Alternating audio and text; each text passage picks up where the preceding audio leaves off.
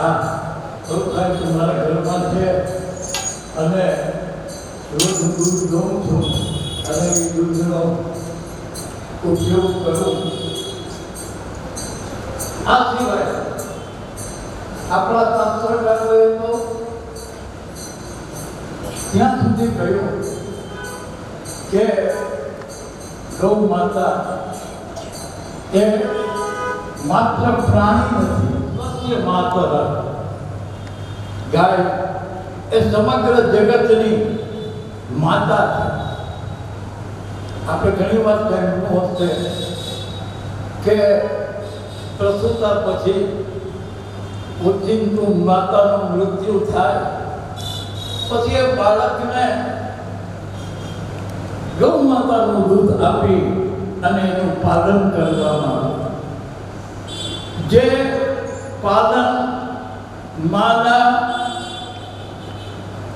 ધાવણથી થઈ શકે એવું જ પાલન એ ગૌ માતાના દૂધથી થઈ શકે.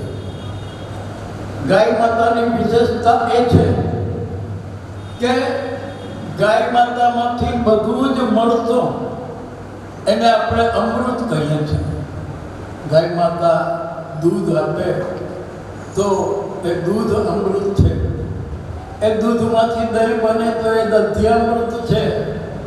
એમાંથી માખણ અને ઘી બને તો એ ઘૃતાત્મક છે.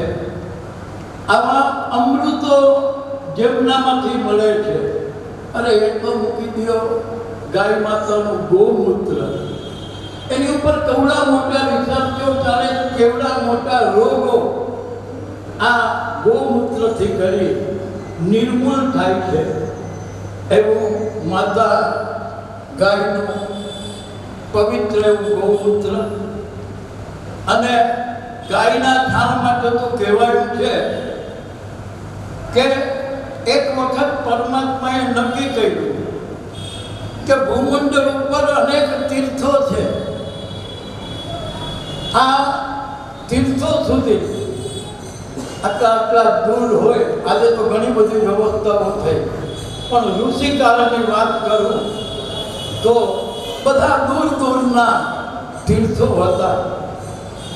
તો ઈશ્વરે વિચાર્યું કે ભાઈ તમામ લોકો તીર્થો સુધી પહોંચી નહીં શકે, તો પરમાત્માએ એક જંગમ તીર્થ નિર્માણ કર્યું ગૌ માતા રૂપે. બધા જ દેવતાઓને આજ્ઞા કરી કે તમને યોગ્ય લાગે એવી જગ્યાએ આપ સૌ બિરાજમાન થઈ ગયા. બધા જ દેવતાઓ જુદી જુદી જગ્યાએ પોતે ગૌ માતામાં સ્થાન ગ્રહણ કર્યું. એ સમયે લક્ષ્મીજીના મનની અંદર એવો વિચાર આવ્યો કે હું તો સાક્ષાત નારાયણની અર્ધાંગિના, અને પ્રભુ આ એક પશુ જેવું એક પ્રાણી તૈયાર કરે ને મારે એમાં રહેવું. માતાજીએ માની વાળ્યું કે ના મારે નથી રહેવું. પછી એ તીર્થ તૈયાર થયું.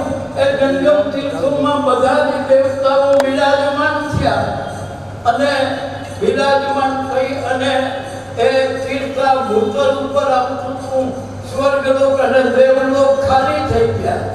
તે માતાજીના મનમાં વિચાર થયો કે હું એકલી રહીશ, હું તો એકલી થઈ ગઈ. ફરીથી પરમાત્મા પાસે ગયા, નારાયણના ચરણમાં પ્રાર્થના કરી કે પ્રભુ મને પણ કોક જગ્યા આ જંગમ તીર્થમાં આપો. ભગવાન કહેતા તો બધી જગ્યા રોકાઈ ગઈ, હવે તો કોઈ જગ્યા ખાલી નથી, પણ તમારે જે ભૂતલ ઉપર જાગવું હોય અને ગૌ માતા રૂપે જાગવું હોય તો ગોમયે વસતે લક્ષ્મી, તમે છાણમાં જઈ અને બિરાજમાન થાઓ. એ લક્ષ્મીજી છાણની અંદર ગોમયની અંદર બિરાજમાન થયા. જ્યાં જ્યાં ગૌ શાળા હશે, જ્યાં જ્યાં ગોમય હશે, ત્યાં હંમેશા લક્ષ્મીનો નિવાસ રહેશે. આવું ભગવતી ગૌ માતાનું સ્વરૂપ છે. અને એ વાત તો મૂકી દો, શાસ્ત્રકારોએ તો એમ કહ્યું કે ગવા ચુરેણ નિધૃતમ યદ્રેણુ ગગને મહાપાતકનાથન ગાય ધનમાંથી ચરીને આવતી હોય, એની ધૂળની ડમરીઓ મૂકતી હોય, એ ધૂળની ડમરીમાંથી એક કપની ધૂળ લઈને માથે ચડાવો, અવસર તીરથના સ્નાનનું પુણ્ય ફળ પ્રાપ્ત થાય અને આપણે પાતકોમાંથી મુક્ત થાય એવું આ જંગમ તીર્થ. આપણે તો એમના વિશે ખૂબ પ્રાથમિક માહિતીઓ જાણીએ છીએ, પણ એ પંચગવ્યના અમૃત વિશે આજે આપણને વિશેષ માહિતીઓ આપવા, એનાથી જ્ઞાત કરવા, ગૌ માતા પ્રત્યેનું આપણું કર્તવ્ય, આપણા દ્વારા કઈ રીતે સેવા થઈ શકે આનું જ્ઞાન આપવા માટે સંતો આજે આપણી વચ્ચે ઉપસ્થિત થયા છે. હંમેશા કહેવાનું છે કે સંતોને કોઈ પરિવાર નથી, સંતોને કોઈ જરૂરિયાત નથી. એ જંગલમાં છે, જ્યાં છે ત્યાં પરમાત્મા એને બધું આપે અને તપ અને ભક્તિ કરે છે. પણ તમારા ને મારા જેવા પામર જીવોને માટે આવા સંતો વિચરણ કરે અને એમની પાસે રહેલું જ્ઞાનનું આચમન આપણને કરાવે અને આપણે સૌ કઈ રીતે સુખી થઈ શકીએ આવું જ્ઞાન આપવા પૂજ્ય સંતો અત્રે પધારેલા છે. હું મારા સમાજ ભગવાન દ્વારકાધીશના નિજી સેવક એવા દ્વારકા ડુંગળી બ્રાહ્મણ 505 સમસ્ત તરફથી અમારી આ બ્રહ્મપુરીમાં આપ સૌનું હૃદયપૂર્વક હાર્દિક સ્વાગત કરું છું. આપના આશીર્વાદ હંમેશા દ્વારકાધીશ ઉપર અને અમારા સમાજ ઉપર વરસતા રહે એવી આપ સૌના ચરણોમાં પ્રાર્થના સાથે હું મેશભાઈ ઠાકરને વિનંતી કરું જ્ઞાતિ વતી સંતોનું સન્માન કરે.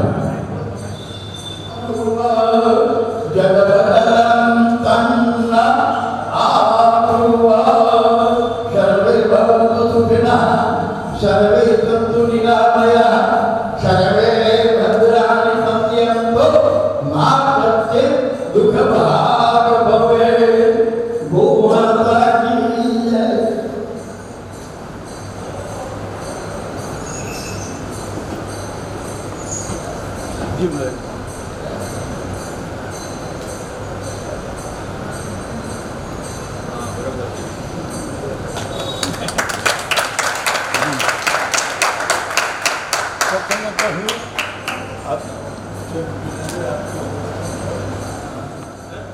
हाँ सीधे आम को नहीं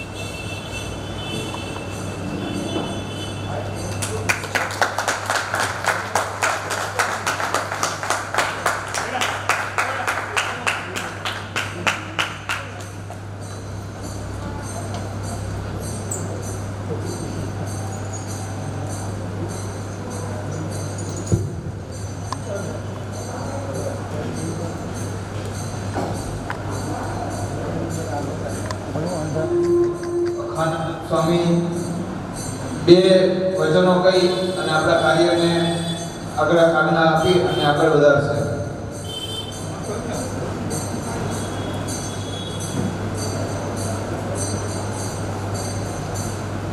बोलिए सदगुरु भगवान की, द्वारिकाधीश की, यमुने महारानी की, गौ मात की.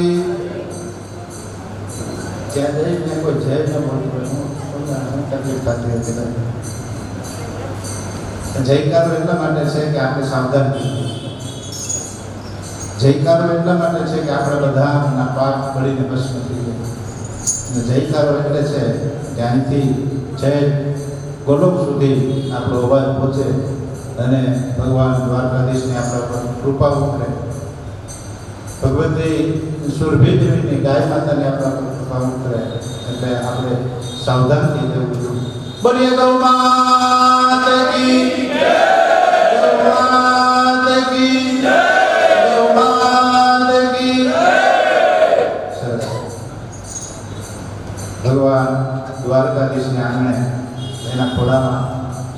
મા ગોમતીના ખોળામાં અને ભગવતી સુરભી દેવી ગાય માતાના ખોળામાં આપણે ભગવતી ગાય માતાના ગુણગાન ગાવા જઈ રહ્યા છે ત્યારે મંચસ્થ આદરણીય નિરંજનભાઈ વર્મા, પધારેલા સંતો, આપ સૌ શ્રોતાઓ સૌને ભગવતી ગાય માતા અને દ્વારકાધીશ સુખી સંપન્ન રાખે એવી અભ્યર્થના સાથે આપણે માં ગાય માતાને નમન કરીએ, વંદન કરીએ અને રણછોડરાયને વંદન કરીએ.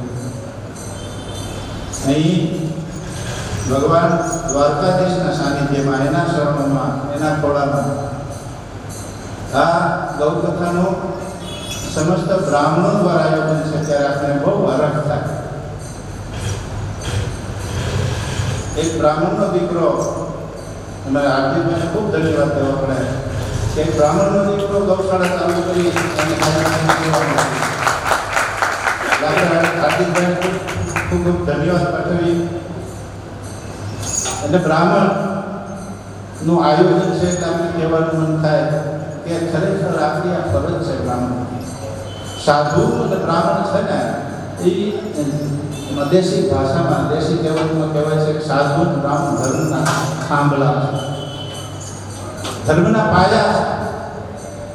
અને બધાની નૈતિક ફરજ છે કે ધર્મના કાર્યોને વેગ આપો, ગતિ આપો, ધર્મમય જીવન જીવવું.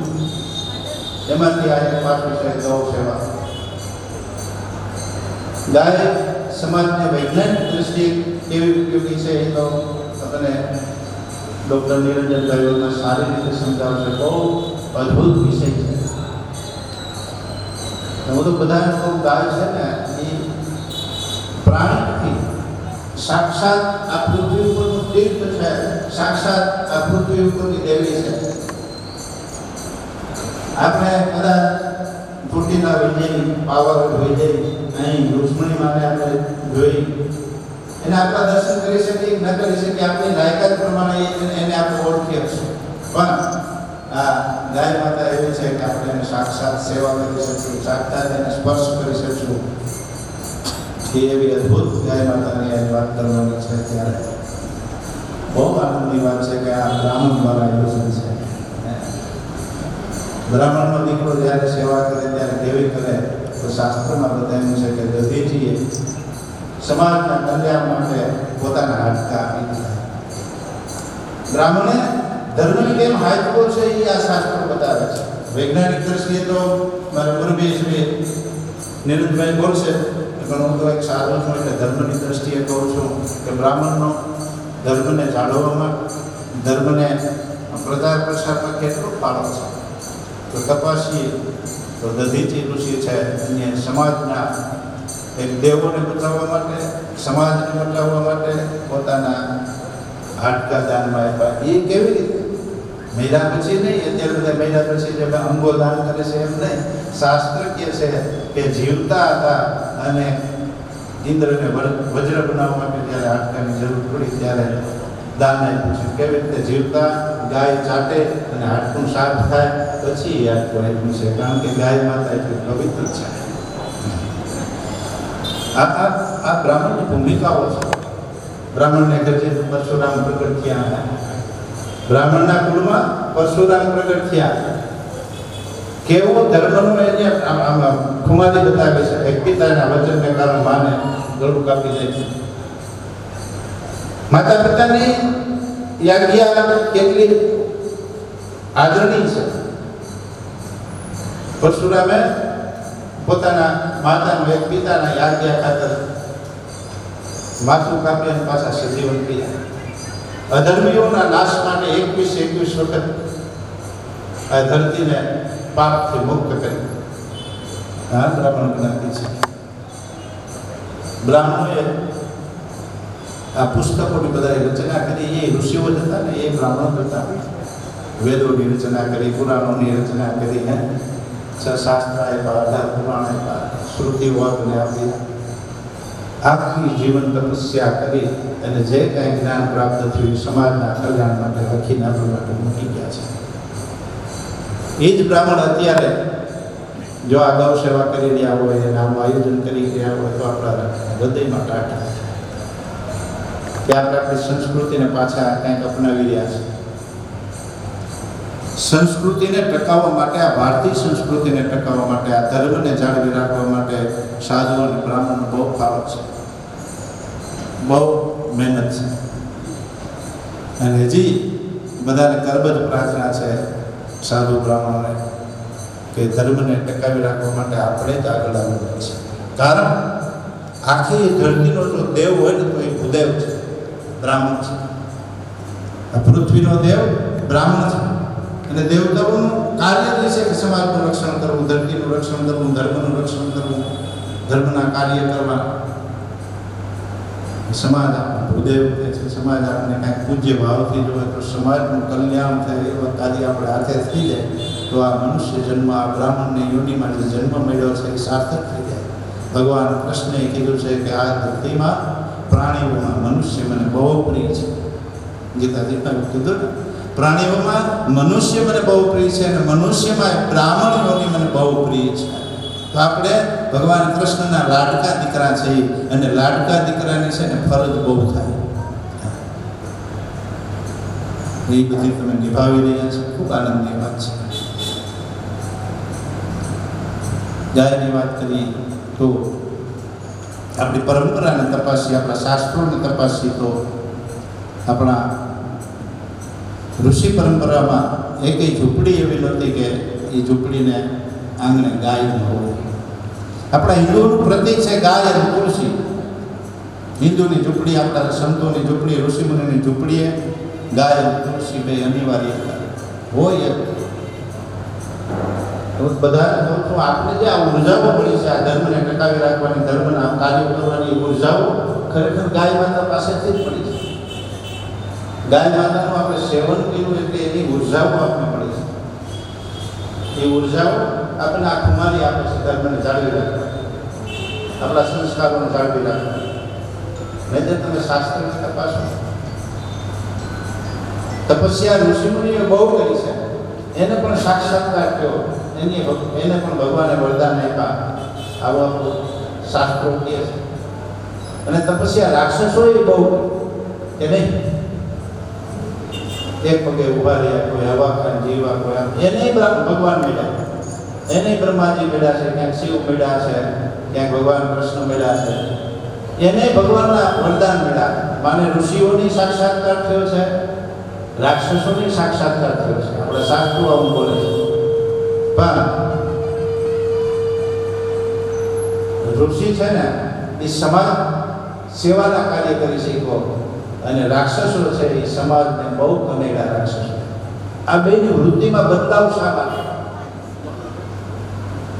આ બેની વૃત્તિમાં બદલાવ શા માટે? સાક્ષાત ભગવાન મળ્યા, ભગવાનના દર્શન થઈ ગયા, ભગવાનનો સાક્ષાત્કાર થઈ ગયો, છતાંય રાક્ષસોની બુદ્ધિ ફરી કેમ નહીં? બુદ્ધિ પવિત્ર કેમ નથી? એને આ બધા દુષ્ટાચાર કેમ જીવનમાં કર્યા? અને ઋષિમુનિએ સમાજ કલ્યાણના કાર્ય શા માટે કર્યા? તો આપણે એના જીવન પાસે તો ખબર પડે. ઋષિમુનિઓએ નદી કિનારે ઝૂંપડી બનાવી, તુલસીનો ક્યારો રાખ્યો, ગાય માતાનું શરણ છે અને પછી તપસ્યા કરી છે. એટલે એને ગાયની ઉર્જા મળી, ભગવતી તુલસીની ઉર્જા મળી, ભગવતી સરિતા મૈયાની ઉર્જા મળી અને એ ઉર્જાઓને છે એના હૃદય પવિત્ર રહ્યા અને સમાજ કલ્યાણના વિચારો આવ્યા. રાક્ષસોએ ઘનઘોર જંગલમાં તપસ્યાઓ કરી, ત્યાં કંઈ ગાય નહોતી, તુલસી નહોતી, નદી નહોતી, એટલે એના વિચારો છે ને ભ્રષ્ટ અંદર હમણાં રાવણ છે ને એ બ્રાહ્મણ કુળનો પુલત્સ્ય કુળમાં જન્મેલો માણસ બ્રાહ્મણ, પણ ગાયની સેવા કર્યા વગર, ગુરુની સેવા કર્યા વગર, પિતાની સેવા કર્યા વગર તપસ્યા કરી અને ભગવાનને મેળવ્યા એટલે બુદ્ધિ પવિત્ર નથી. એટલે ગાયની સેવા કેવી મહત્વની છે ને એ હું તમને સમજાવું. કે ગમે એટલી પોસ્ટ ઉપર આપણે પહોંચી જવું, ગમે એટલા ધનાઢ્ય થઈ જવું, ગમે એટલી સંપત્તિ આપણી પાસે છે, પણ જો ગાય માતા આપણી પાસે નહીં હોય ને તો આપણી બુદ્ધિમાં સુધારો નહીં આવે. આપણી બુદ્ધિમાં સુધારો નહીં આવે. જ્યાં સુધી બુદ્ધિમાં સુધારો નહીં આવે, આપણા વિચારો પવિત્ર ન થયા, આપણા સંસ્કારો પવિત્ર ન થયા, તો પછી શાંતિ નહીં મળે. તો પછી બીજી વાત, ભગવાન કૃષ્ણને યાદ કરીએ તો બે વાત યાદ આવે. ભગવાન કૃષ્ણ અને બલદેવજી. ભગવાન કૃષ્ણએ આપને ગીતાજી આપી, મને વિચારો આપ્યા, સારી સંસ્કૃતિ આપી, અને ભગવાન બળદેવે ફળ લઈ અને ત્યારથી કૃષિ સંસ્કૃતિ, આપણે કૃષિ સંસ્કૃતિ આપી, આપણે ખેડૂતોને માર્ગદર્શન આપ્યું કે તમારે મહેનત કરવી જોઈએ. પણ આ બે ભાઈઓ છે ને બાળપણથી ગાયને સેવે છે, ગાયના શરણમાં રહ્યા છે. 11 વર્ષ ને 52 દિવસ સુધી ખુલ્લા પગે બે ભાઈઓ ગાયનું સેવન કર્યું છે. એટલે બે સમૃદ્ધ હતા, એટલે ગીતાજીની રચના કરી શક્યા, એટલે આ ભ્રષ્ટાચારને નાબૂદ કરી શક્યા. આપણે મહેનત તો કરીએ છીએ, જ્યારથી સમજણ આવી ત્યારથી આપણે બધા મહેનત કરીએ છીએ ને. કોક સુખી ખાવા મહેનત કરે છે, કોકને સુખી કરવા મહેનત કરે છે, પણ જ્યાં સુધી ગાયનું શરણ નહીં હોય ને ત્યાં સુધી આપણા આ સપના સાકાર થાય. કારણ કે ભગવાન કૃષ્ણ આપણે કહે છે બે ભાઈઓએ ગાયની ખુલ્લે પગે સેવા કરી છે. ખુલ્લે પગે શા માટે કરી? તો પહોંચેલા હતા, મોજડી પહેરી હતા, પણ આપને સમજે કે ભલામાં હું બ્રહ્મ છું, ઈશ્વર છું, ભગવાનથી અહીં અવતર્યો છું, છતાંય હું ભગવતી ગાયના ખુલ્લે પગે સેવા કરું છું. બીજું, ગાય માતા જે જગ્યામાં ફરે ત્યાં એના વાઇબ્રેશનો હોય. જો મોજડી પહેરે તો એ વાઇબ્રેશનો એને મળે, એટલે ખુલ્લે પગે રહ્યા અને એની ઉર્જાઓ મળી. ગાય માતાના પગ જ્યાં જ્યાં પીડા હોય, તેના ચરણ જ્યાં પીડા હોય, એની ઉર્જાઓ મળી, અને એ ઉર્જાઓને હિસાબે બેમાં એવી કુમારી આવી કે એ ભ્રષ્ટાચારને નાબૂદ કરી દીધા. એટલે આ બધા પ્રસંગોને વાગોળી અને આપણે સમજવાનું છે કે આપણા જીવનમાં ગાય માતાને હોય તો આપણું ઉદ્ધાર નથી. ખેડૂતને પણ ગાય માતા જોશે, અને સંતોને પણ, બ્રાહ્મણોને પણ ગાય માતા જોશે. ગાયને આપણે પ્રાણી કહીએ છીએ, પણ એ ખરેખર પ્રાણી નથી, અદ્ભુત દૈવી શક્તિ છે. એ દૈવી શક્તિનો જો આપણને સાથ મળશે, સહકાર મળશે, આશીર્વાદ મળશે, તો જીવનના હરેક સપના આપણે સાકાર થાય. નહીંતર આપણે શાસ્ત્રોમાં લખ્યું છે કે રાક્ષસોએ ભગવાનને પ્રાપ્ત કરી લીધા, અદ્ભુત શક્તિઓને પ્રાપ્ત કરી, અદ્ભુત શક્તિઓ જે બધા દેવતાઓને વશ કરે એવી શક્તિઓને પ્રાપ્ત કરી, પણ ગાયને ન સેવી એટલે એ સફળ ન થયા. એટલે એને શાંતિ ન મળી. પૈસા તો ખૂબ એને અટકળ ભેગા કર્યા, પણ એને શાંતિ ન મળી. આપણે હવને શાંતિની જરૂર છે. આપણી સંસ્કૃતિને આપણે અત્યારે જરૂર છે, આપણા ધર્મની અત્યારે જરૂર છે, અને બધું આપણે ગાયના શરણમાંથી જ મળશે. અત્યારે આપણે ભણી ગણી બહુ હોશિયાર થઈ ગયા છે, એટલે આપણે આ શાસ્ત્રોના વચનમાં શ્રદ્ધા નથી. આપણા વડીલો છે ને એ બહુ ભોળા હતા, શ્રદ્ધાળુ હતા, એ બધું માની લેતા છે, સંતોને સદગુરુ કહેતા. પણ આપણે અત્યારે બહુ તર્કવાદી થઈ ગયા. શા માટે ગાય જરૂરી? એવું શું ગાયમાં છે કે એ આપણને જરૂરી છે? તો એ બધા પ્રશ્નોનું સમીકરણ છે ને એ આ વર્માજી પાસે છે. અમે જો હું ધર્મની દ્રષ્ટિએ કહી કે ગાય રાખો સુખી થાય ને, એ વચન જો માની ગયો તો પછી તમને કાંઈ એના પરિણામે મળે. પણ આપણું મન છે ને એ બહુ ચંચળ થઈ ગયું છે. કારણ આપણા શરીરને પોષણ કોણ આપે? તો અનાજ. એ અનાજ ક્યાંથી મળે? ધરતીમાંથી. એ ધરતીમાં આપણે બગાડી નાખી છે, રાસાયણિક ખાતરો નાખી નાખી. ત્યાંથી આપણે ગાયને હટાવી લીધી, ગાયના છાણના ગૌમૂત્રના આ બધા કરીને આપણે જે કંઈ ખેતી કરતા એમાં સાત્વિક અનાજ મળતું, અને સાત્વિક અનાજ મળતું એટલે આપણા વિચારો પવિત્ર અને સાત્વિક હતા. એ બધું આપણે પૂરું કરી નાખ્યું, કારણ કે આપણે બહુ પૈસા પણ થવું ખરેખર એમાંથી પછી આપણે શું નુકસાન થાય છે ને પૈસા પછી દવાખાનામાં કેમ જાય છે એ આપણે વિચારતા નથી. એટલે ધરતી માતાનું જે આપણે ધાવણ મળતું હતું, પોષણ મળતું હતું આ કાયાનું, એટલે આપણે બગાડ્યું, એટલે આપણું મન બગડ્યું છે, મન ચંચળ થઈ ગયું છે. એટલે એ હવે સમાધાન માગે છે. શા માટે ગાયની પૂજા કરે, શા માટે ગાય પૂજીએ છે, એવું શું ગાયમાં છે? આવા બધા આપણું મન તર્ક કરે છે ને એ તર્કને સમીકરણ મળે ને એટલે નીરજભાઈ વર્મા છે. અને એ તર્કને સમીકરણ ના આપીએ, ત્યાં અમે પ્રેક્ટિકલ કરાવીએ. પ્રેક્ટિકલ કરાવવાની અંદર છે. હું તમને એક અમારી ગૌશાળાનો દાખલો દઈ, પછી આપણે નીરજભાઈને સાંભળીએ, કારણ કે એને સાંભળવા માટે હું મેળો કરું. હું કોઈ વખતા નથી ને, બે ચાર દી બોલ્યો નહીં તો કેણીએ બોલે એવી ખબર નથી ને કે મને આવડે. મારે કથાકાર તો અમારે જયાનંદ બાપુ છે, ગૌ કથા ધાર્મિક દ્રષ્ટિએ અમારે કૃષ્ણાનંદ બાપુ ખરા. હું તો એને ડ્રાઈવર છું ને, વર્માજી અહીં બેહાડી દીધો છે. અમારી વાપીમાં એક નાનકડી ગૌશાળા છે, વચરાત ગીર ગૌશાળા. ત્યાં 90-95 ગાયો છે નામમાં. એક પ્રસંગ તમને કહો કે ગાય કેટલી અદ્ભુત છે, એમાં કેટલી અદ્ભુત શક્તિઓ છે, શા માટે આપણે આનું પૂજન કરીએ છીએ. ત્યાં અમારે એક સેવક, એનો દીકરો ને એની ઘરવાળી ગર્ભધારણ કર્યો, 5 મહિના થયા. એટલે અત્યારે તો શું છે, આપણે શ્રદ્ધા નથી. આપણે મેં કીધું ને સમાધાન જોઈ છે એટલે તરત ડૉક્ટર પાસે જઈ. ખબર છે 5 મહિના થઈ ગયા તોય કે ડૉક્ટરને મળી. ડૉક્ટરનું કહેવું શું છે, જેની તને આ દીધું છે, આ તો પરમાત્માની માયા છે, પુત્ર પ્રાપ્તિ. એના ઉપર તને વિશ્વાસ નથી. ડૉક્ટર કેમ કરશે? 5 મહિના થયા, ડૉક્ટર પાસે ગયા. એટલે વાપીના ડૉક્ટરે કીધું કે ભાઈ આ ગર્ભ છે ને એ મંદ બુદ્ધિનો જન્મ છે, બાળક જે છે જન્મ છે એ મંદ બુદ્ધિનો જન્મ છે.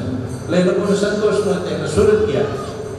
સુરત ડૉક્ટરને બતાવ્યું, એને ગર્ભમાંથી પાણી કહ્યું અને પછી લેબોરેટરી કરીને કીધું કે આ બાળક છે મંદ બુદ્ધિનો જન્મ છે. 2 ડૉક્ટરના નિદાન થયા એટલે આખું ઘર હતાશ. શું કરવું? રોજ આપણે આશ્રમે આવે, ગાય માતાની સેવા સારી કરે. મને કે બાપુજી હવે આપણે શું કરવું? 5 મહિના થઈ ગયા છે, હવે પાપે ન કરાય ને આ બાળક મંદબુદ્ધિનો થાય. એટલે મેં તેમને થોડુંક શાંતિ લાવ્યું. એટલે મેં કીધું ડૉક્ટરે પાછા ક્યારે બોલાવ્યા છે? તો 15-20 દિવસ પછી કે પાછું નિદાન કરાવવાનું છે અને પછી અમારે નિર્ણય લેવાનો છે કે આ ગર્ભનું શું કરવું. એટલે કીધું મેં 15 દિવસ તો છે ને આપણા હાથમાં, તારે રોજ એક જ સમય નક્કી કરી.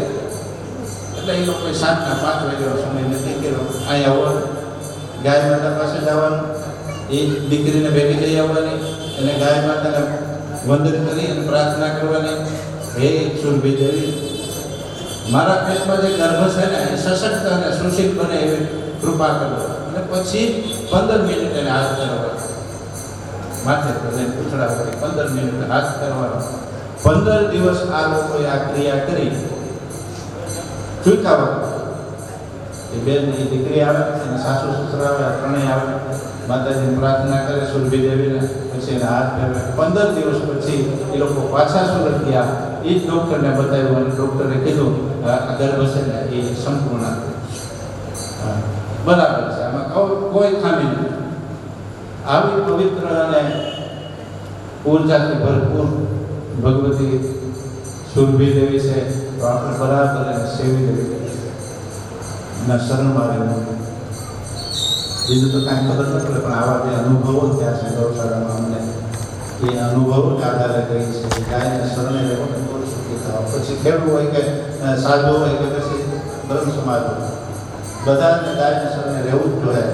અને જો સુખી થવું હોય, જગતમાં વિશ્વમાં શાંતિની સ્થાપના કરી હોય, વિશ્વનું કલ્યાણ કરવું હોય તો આખા જગતને જ્યાં સુધી ગાયનું શરણું નહીં મળે ને ત્યાં સુધી સુખી નહીં થાય.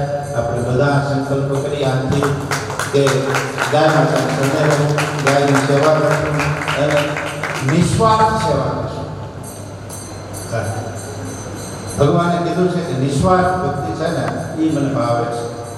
પછી ભલે વર્માજી કે એમ આપણે એના ઉપયોગ જે કાંઈ છે એનો સદુપયોગ કરવો જ છે જગતના કલ્યાણ માટે. પણ આપણે આશા લઈ કે કાર્ય કરશો ને તો ભગવતીની કૃપા ઓછી મળશે. એ તો દયાળુ છે, એને તો દુર્જનો ઉપર કૃપા કરી છે. એ એમ વિચાર કરે કે સજ્જન માણસે એને હું મારું દૂધ આપીશ, દુર્જનને નહીં આપીશ તો દુર્જનને દૂધ આપીશ. પણ આપણે નિસ્વાર્થ ભાવે સેવા કરશો ને તો આપણું કલ્યાણ થાય. અસ્તુ. જય ગિરનાર.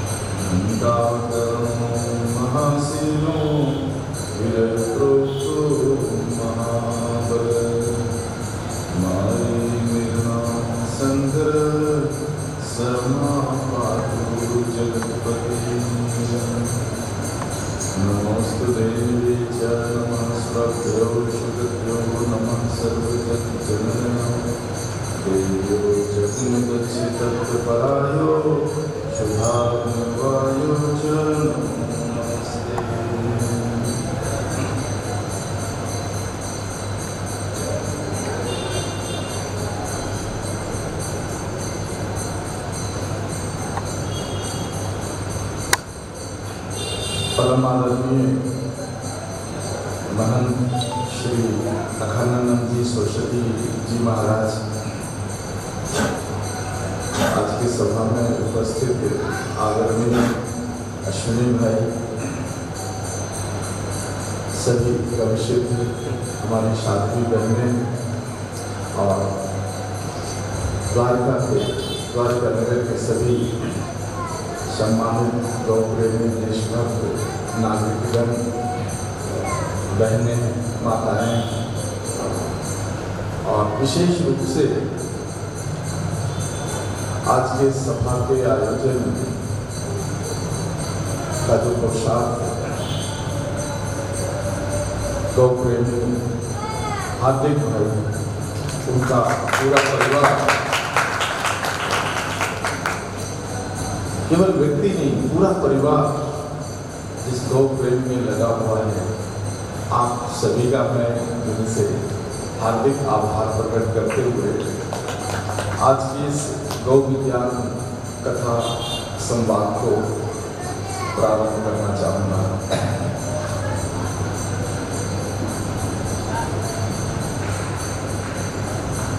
मेरे जीवन में यह दूसरा प्रसंग है, द्वितीय समय है जब मुझे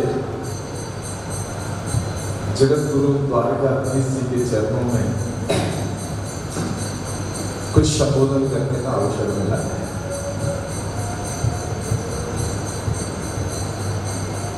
संवाद से पहले द्वारकाधीश जी के साथ जो मेरा एक अनुभव रहा, आज से 6 साल पहले जब मैं द्वारका आया था पंचगव्य चिकित्सा महासम्मेलन करने के प्रायोजन से, और वही समय था जब पूरे देश में नोटबंदी हुई थी। कांचीपुरम से जब मैं चला उसके 2 दिन पहले नोटबंदी हो गई थी और पूरे देश भर से मुझे संवाद मिल रहा था कि नोटबंदी हो गई है, इसलिए आप इस कार्यक्रम को रद्द कर दें, कार्यक्रम ना करें क्योंकि संकट बहुत है, पुराने नोट नहीं चलेंगे और नए नोट की उपलब्धता मुश्किल थी। दिन भर लाइन में लगो तो मुश्किल से 10,000 रुपये का एक्सचेंज होता था। ऐसे में आप राष्ट्रीय स्तर का पंचगव्य मेडिकल कॉन्फ्रेंस कैसे कर सकते हैं? पूरे देश भर के हमारे 6,000 कमिश्नरों का प्रेशर था। मेरा जो मन कहा, यह कार्यक्रम हमारी गैया का है, गाय का है और गैया द्वापर से लेकर कलयुग तक सबसे प्यारी अगर किन्हीं की रही है तो द्वारकाधीश जी की रही है। यह सम्मेलन द्वारकाधीश जी के चरणों में हो रहा है, इसलिए इसे निरस्त करने का मेरा कोई अधिकार नहीं है। जो भी होगा हम करेंगे। और मैं द्वारका स्टेशन पर आ गया। मैं बिल्कुल सत्य अपने हृदय की बात कहता हूँ कि मेरे पॉकेट में केवल 10,000 रुपये का नया नोट था, मात्र 10,000 रुपये का नया नोट था और पूरे मेडिकल कॉन्फ्रेंस का खर्चा लगभग 18 लाख रुपए का था। आप में से यहाँ कई भाई ऐसे होंगे जो आपने जो है पद यात्रा देखी होगी। ये इतनी भीड़ थी कि मुझे लगता है कि आधा द्वारका का मार्ग पद यात्रा से गिर गया था।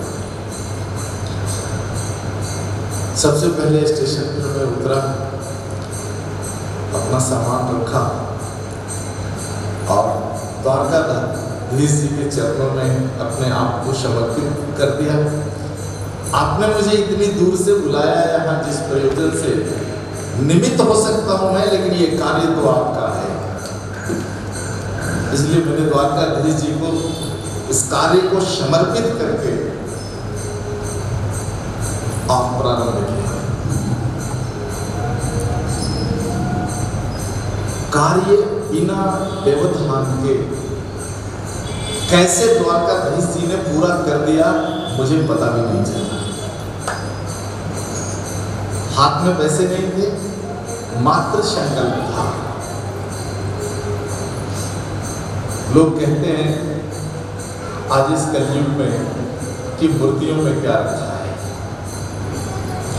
मैंने तो भगवान की मूर्ति ही देखी और उस मूर्ति को ही समर्पण किया हमने कि आपने यदि मुझे किसी निमित्त से बुलाया है तो ये कार्यक्रम की जिम्मेदारी आपकी है। मुझे जहां चाहो जो लो आप। और पूरी सफलता के साथ 3 दिवसीय पंचगव्य चिकित्सा महासम्मेलन द्वारका की धरती पर संपन्न हुआ और बिना व्यवधान के पूरे भारतवर्ष से आए हुए लगभग 1200 पंचगव्य डॉक्टर्स खुशी खुशी यहाँ से गए।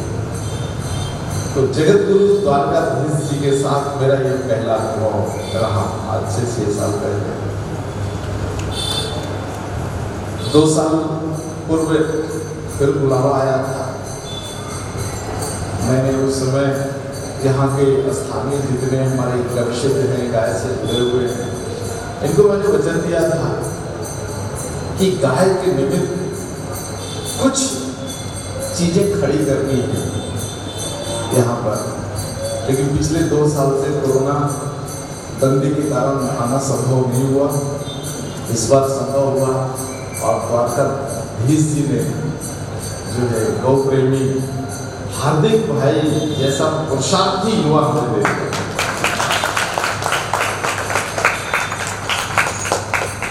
इन्होंने गौशाला आरंभ की है। सुबह प्रातःकालीन में वहां गया था, देखा अद्भुत सेवा है। अब देश के युवा वर्ग में विशेष रूप से गाय के प्रति ऐसी भावना जागृत हो गई जैसी भावना हार्दिक भाई के दिलों में जगी है। मैं नहीं समझता कि किसी दूसरी ताकत की जरूरत है गौरक्षा के लिए। देश का युवा एक बार उठ खड़ा हुआ तो देश में एक भी गाय की हत्या नहीं हो सकती। बस जरूरत है गाय के विज्ञान को समझने की।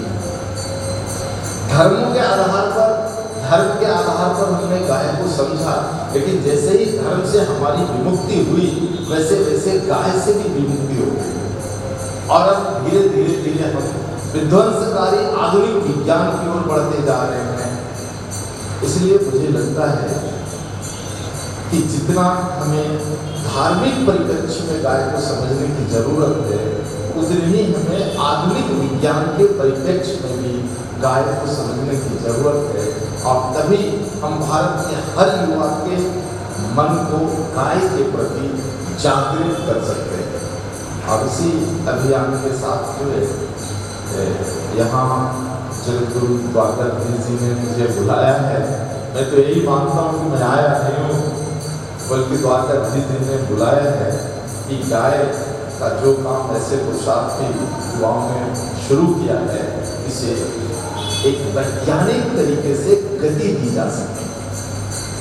तो आप सभी का एक बार फिर से मैं आभार प्रकट करते हुए गौ विज्ञान पर संवाद को आरंभ करने की कोशिश करता हूँ।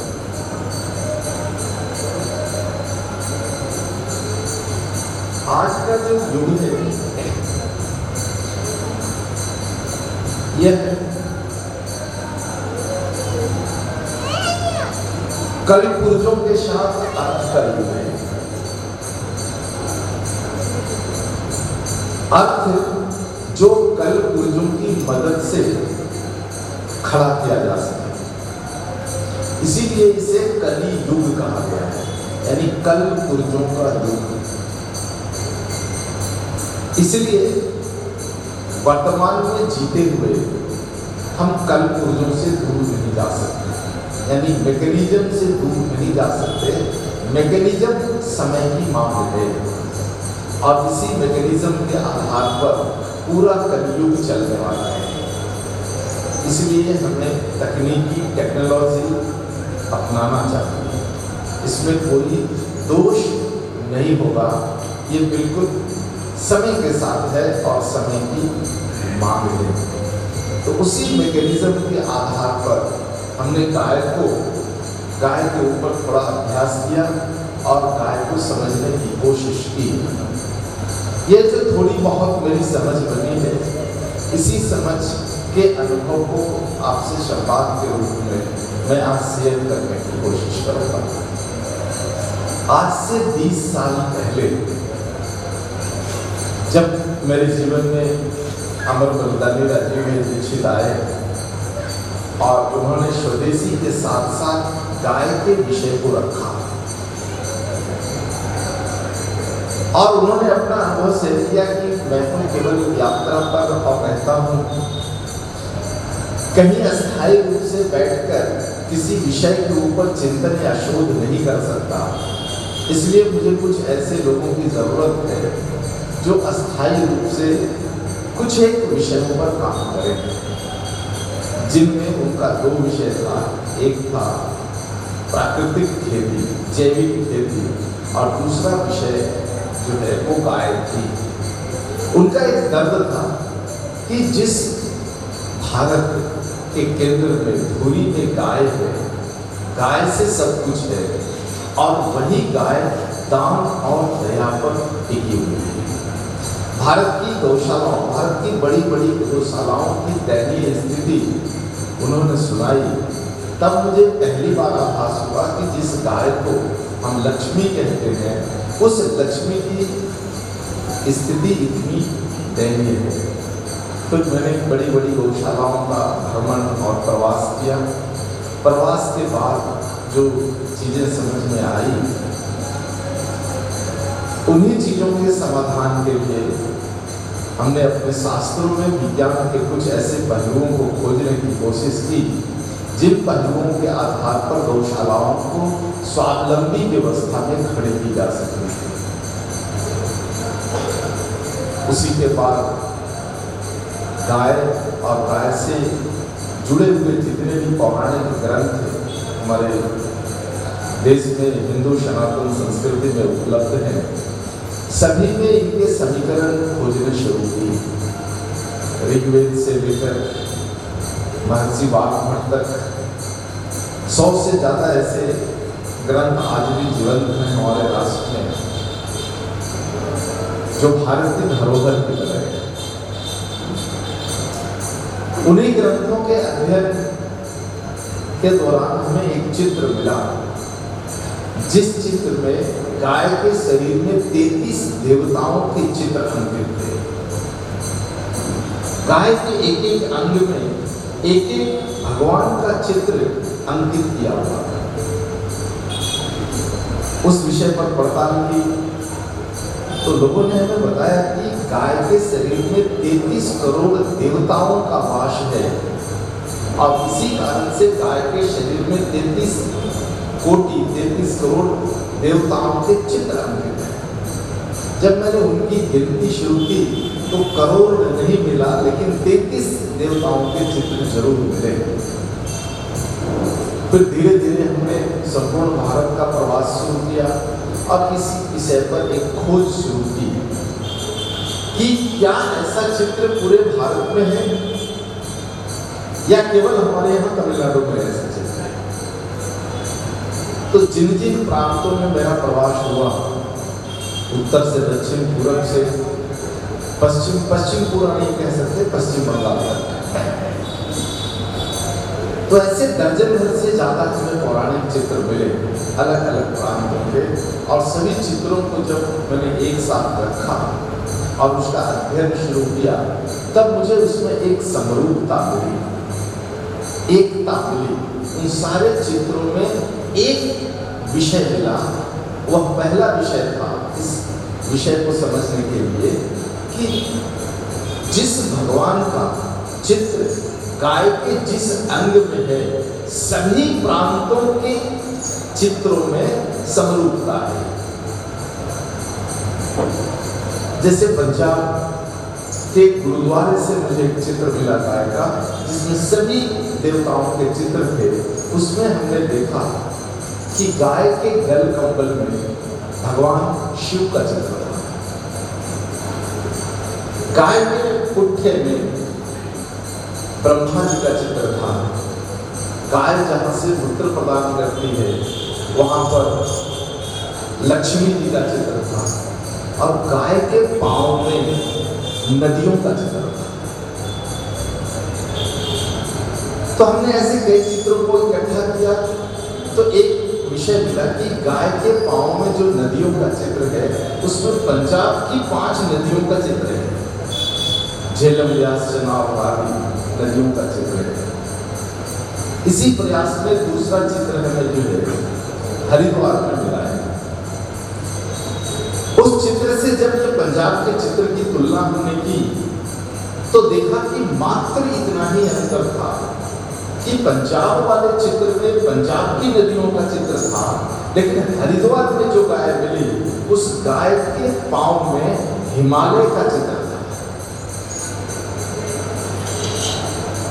वाराणसी में हमें एक चित्र मिला, उसमें गाय के पांव में गंगा, यमुना, सरस्वती और सरजू नदियों का चित्र था। तो इस प्रकार से पूरे भारत में जो दर्जन भर हमने चित्र इकट्ठे किए, इन चित्रों में समरूपता यही थी कि थोड़ी सी आकृति बदली, लेकिन विषय बदला। जिन भगवानों का चित्र गाय के शरीर के जिस अंग में था, 33 देवताओं में एक भी अंग ऐसा नहीं था जिसमें भिन्नता हो। सभी चित्रों में हमने देखा कि बूढ़े में ब्रह्मा जी का चित्र है, तो ब्रह्मा जी की आकृति अलग अलग है। दक्षिण भारत में जो गाय का चित्र मिला, उसमें ब्रह्मा जी की आकृति अलग थी।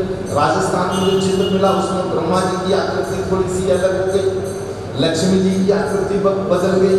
हमारे यहाँ दक्षिण भारत में जो चित्र मिले, उसमें हमने देखा लक्ष्मी जी जो है वो काली है, काले रंग की है, लेकिन उत्तर भारत में देखा तो सफेद है। अंतर इतना ही है, रंग और आकृति, रूप बदलता गया, लेकिन हमारे देवताओं के चित्र नहीं बदले। और इसी विषय ने मेरे मन को जागृत किया कि निश्चित रूप से इस चित्र पर एक खोज करनी चाहिए, क्योंकि यदि पुराने कालखंडों में इस प्रकार के गाय के चित्र बनाने में मात्र यदि किसी पेंटर की कल्पना होती तो उत्तर भारत का पेंटर लक्ष्मी जी का चित्र कहीं और रखता और दक्षिण भारत का पेंटर लक्ष्मी जी का चित्र गाय के किसी दूसरे अंग में रखता, बंगाल का पेंटर कहीं तीसरे स्थान पर रखता, आपके गुजरात का पेंटर कहीं और रखता। लेकिन हमने देखा ऐसा बिल्कुल नहीं है। 33 भगवान गाय के जिस अंग में विराजमान है, संपूर्ण भारत में बिल्कुल समरूपता है। अर्थात कहीं एक स्थान से कहीं एक ऋषि ने इस विषय पर शोध कर अपनी परिकल्पना को वास्तविक रूप में रखा होगा। तो इस विषय ने मुझे जागृत किया कि गाय के विषयों पर हमें खोज करने की जरूरत है।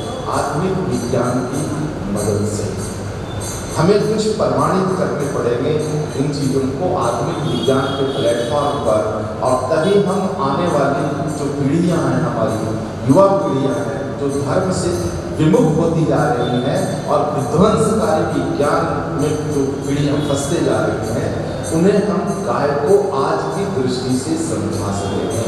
और युवा पीढ़ी यदि गाय को समझ लिया तो जो हमारी परिकल्पना है गौ माँ वाले भारत का, उस परिकल्पना को हम साकार करेंगे।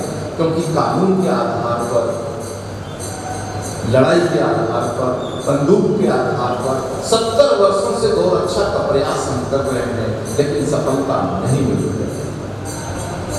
यह सफलता नहीं मिलने का कारण यही है कि आने वाली जो पीढ़ियां हैं, युवा पीढ़ियां हैं, उनके मन में, उनके दिल में गाय के प्रति जो एक ऊंची भावना होनी चाहिए, वह भावना जागृत नहीं हो पा रहा है, क्योंकि वह गाय को जानवर समझते हैं। और इसमें युवा पीढ़ियों का दोष नहीं है, दोष हमारे शिक्षा माध्यम का है कि जब बच्चा स्कूल जाता है तीसरे और चौथे वर्ष से, तो तीसरे और चौथे वर्ष से स्कूलों में पढ़ाया जाता है काउ इज एन एनिमल। गाय नहीं पढ़ाया जाता, काऊ पढ़ाया जाता है, काउ इज एन एनिमल, और बताया जाता है कि काऊ का मतलब गाय। तो जो बच्चा 25-30 साल तक गाय को काऊ पढ़ेगा और काऊ को एक एनिमल पढ़ेगा, उसके दिल में गाय के प्रति ऊंची भावना कैसे जागृत होगी। इसलिए हमारा विचार हुआ कि इस पर जो है अपनी तरफ से कुछ ऐसे शोध किए जाएं, प्रयास किए जाएं, और गाय के जीवन में, गाय के शरीर में जो वैज्ञानिकता है, जिसे मॉडर्न साइंस भी देख सकता है, उस विषय को लेकर के भारत के युवाओं के बीच जाकर उन्हें जागृत करने की जरूरत है। बच्चों को जागृत करने की जरूरत है कि गाय पशु नहीं है, गाय जानवर नहीं है। काऊ इज ए एनिमल, करेक्ट, लेकिन काऊ का मतलब गाय नहीं है। गाय तो गाय है, गौ माँ है, गौ वंश है, इसे जानवर नहीं कहा जा सकता।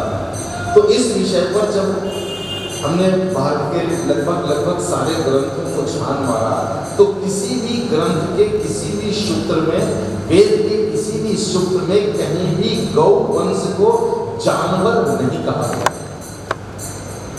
आप पूरे जितने भी ऐतिहासिक ग्रंथ हैं, इन सारे ग्रंथों में कहीं एक प्रसंग भी आप नहीं दिखा सकते हो जिस प्रसंग में यह वर्णित हो कि गाय एक जानवर है, गाय एक जीव है, गाय एक उत्कृष्ट प्राणी है।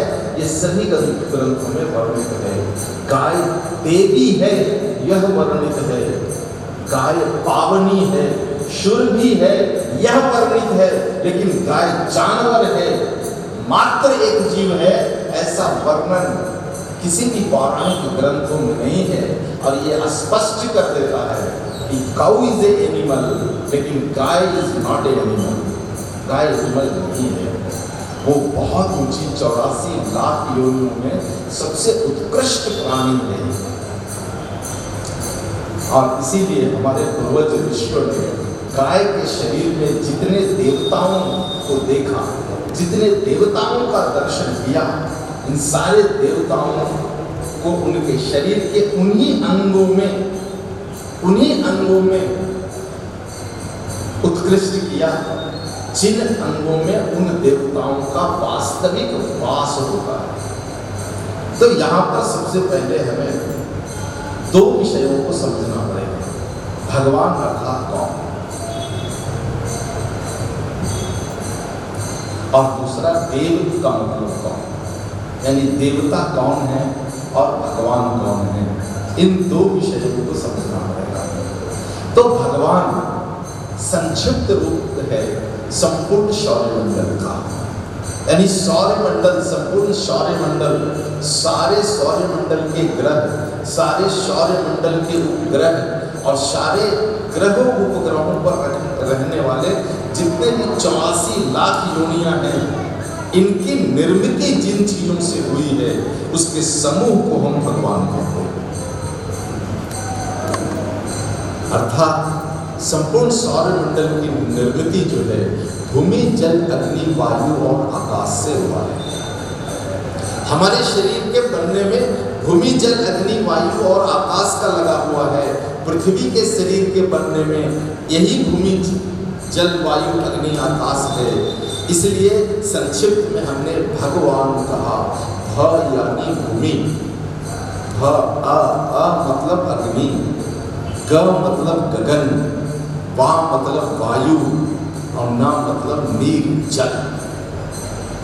तो भूमि, जल, अग्नि, वायु और आकाश के सामूहिक स्वरूप को हमने भगवान कहा। और सभी में ये 5 चीजें हैं, इसीलिए सबको हमने भगवान